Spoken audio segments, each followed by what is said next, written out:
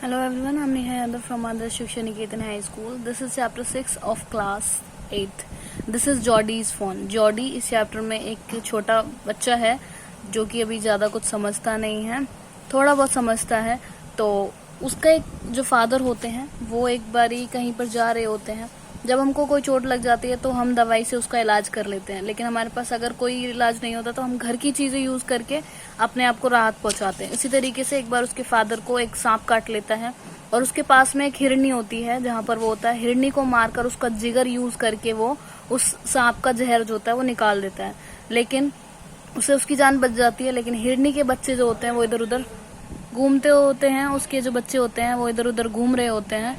तो वो अपने पापा के पास जाता है जहाँ पे उसके फादर लेटे हुए होते हैं। उनसे वो बोलता है कि क्या आपकी तबीयत ठीक है और क्या आपको वो हिरनी का बच्चा याद है जो उसके पास होगा। आप हिरनी जो थी उसने आपकी जान तो बचा ली, लेकिन उसका बच्चा जो होगा वो भूखा होगा, डरा हुआ होगा, वो कहाँ पे हो सकता है, क्या मैं उसे यहाँ पर ले आऊँ, मैं उसको पालन पोषण करूंगा।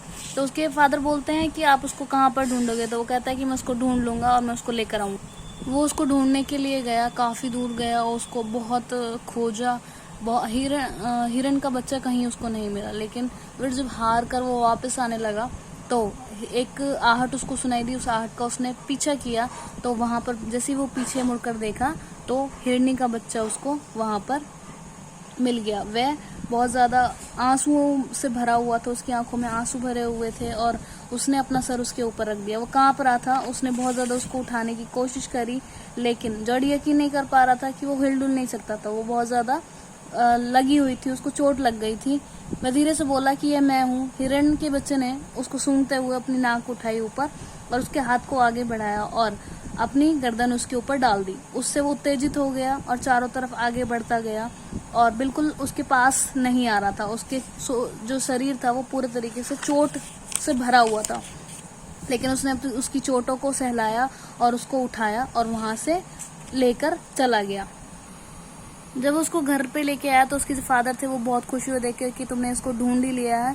और उसकी जो मदर थी वो एक बर्तन में दूध लेकर आती हैं जिस पे मलाई आ रखी होती है। तो मलाई को हटाकर वो उसके दूध पिलाने की कोशिश करता है, उसके मुंह में उंगलियां डालता है, डुबोता है और दूध को उसके मुंह में डालता है। उसने उस उंगलियों को चूसना शुरू करता है दूध समझकर और फिर निकाल देता है और उंगलियों को फिर से डुबोता है और फिर वो दूध पीने लगता है।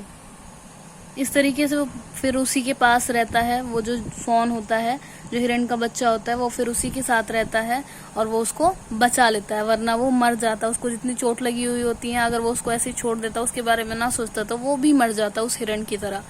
ओके, आई होप चैप्टर आपको समझ आ गया। Till then keep revising class, have a good day.